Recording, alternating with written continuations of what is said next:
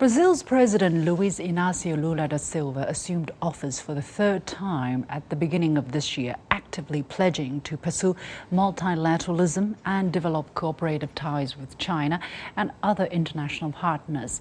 Yet, supporters of former President Jair Bolsonaro stormed the country's Congress on January the 8th, eerily reminiscent of the storming of the U.S. Capitol 2 years ago by supporters of former President Trump. Are we seeing a deeply divided Brazil? Does the leftist leader's return to office imply better relations with China? And what are the likely challenges for bilateral ties? I was pleased to be joined from Buenos Aires, Argentina, by Evandro Carvalho, head of the Center for Brazil-China Studies at the Getúlio Vargas Foundation School of Law in Rio de Janeiro, Brazil. He has lived in China for several years and is considered a Leonais, meaning someone who knows China well.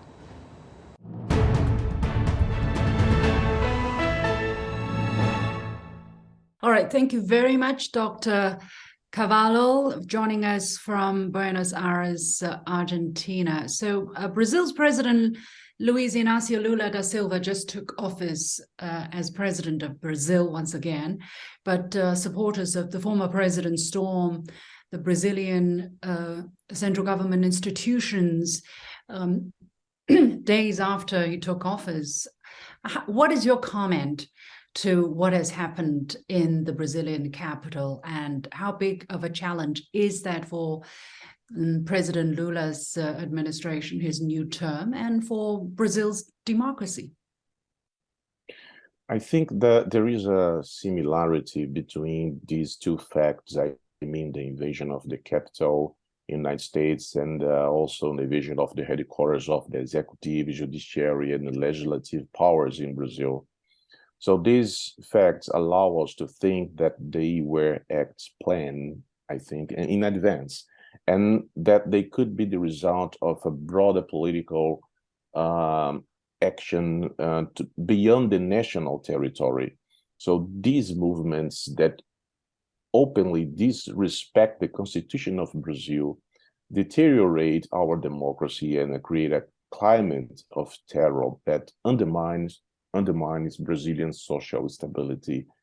And these radical supporters of former President Bolsonaro are not accepting the result of last year's Brazilian elections, but they want to impose their will through force and by disregarding the powers of the republic.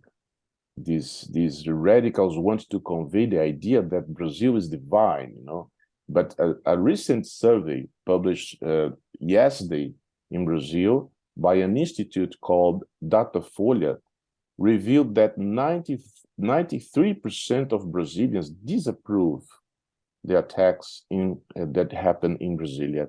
So the challenge for Lula's administration, in my opinion, is knowing how to deal with these radicals that are present in different sectors of Brazilian society. In terms of developing relations with China, how much priority is President Lula going to attach to that in terms of realizing the goals he has pronounced for his term? For instance, giving dinner to everybody in Brazil, meaning eradicating extreme poverty, and also, dealing with the kind of political divide, the radical political views some people are holding towards his administration. So you mentioned the relation between Brazil and China during Lula's administration. I think with Lula, there will be better conditions for a broader and deeper relationship between both countries. Firstly, with Lula, Brazil will be more active within the BRICS, and this is a very important topic because during the Bolsonaro's government, Brazil was, Brazil didn't have an active diplomatic position towards BRICS. And this is very important. Lula's government changed the Brazilian diplomacy towards BRICS when the BRICS is on the way to expanding its numbers of participating countries. Secondly, Lula will undoubtedly want to develop a relation with China that is not limited to trade. There may be greater cooperation in sustainable development in the financial sector, and especially in science and technology. And if I could give Lula some advice, I would tell him to bet on strengthening China's cooperation with the northeast of Brazil, and that he could think about proposing and the institutionalization of the BRICS. What do you think specific areas can witness further collaboration between China and Brazil, and what kind of concrete benefits could that bring to people in Brazil and vice versa to the people of China? Because trade between the two countries really jumped over the last year by 30–40%, both in terms of import and export. So which specific sectors and what concrete benefits will people from both sides see with this increased relationship, warmer relationship, let's say, between Brazil and China in the year to come? I think Brazil and China could develop better cooperation in science and technology and innovation. There are a lot of space to do more in this area. When I think about, artificial intelligence, 5G in Brazil, and all these innovation initiatives can bring to Brazil an economic development. So it's not only international trade.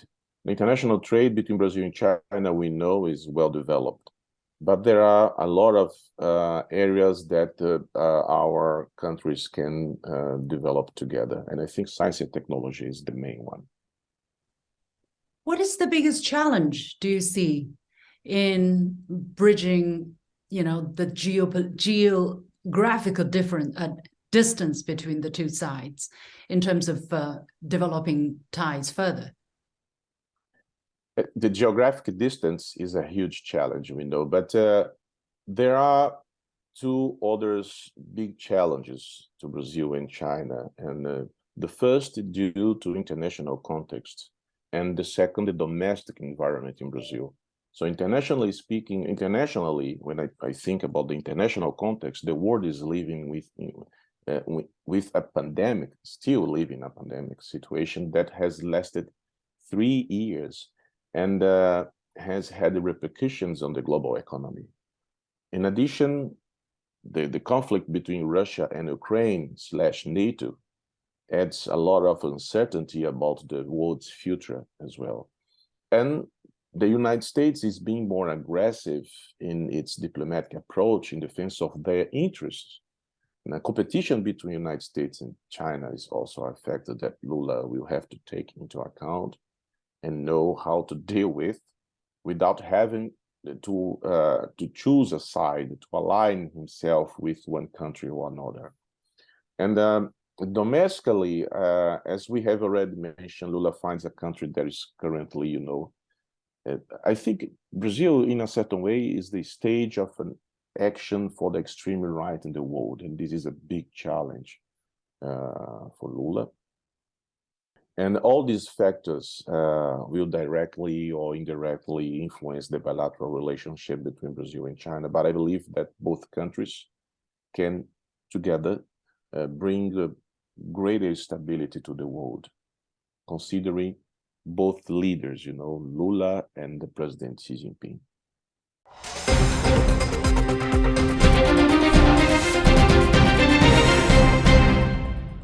Evanjo Cavallo. With that, we come to the end of this edition of The Point with me, Liu Xin. As always, you can follow me on Facebook and Twitter using the handle Liu Xin in Beijing. On behalf of the whole team, thank you for watching. You've got The Point.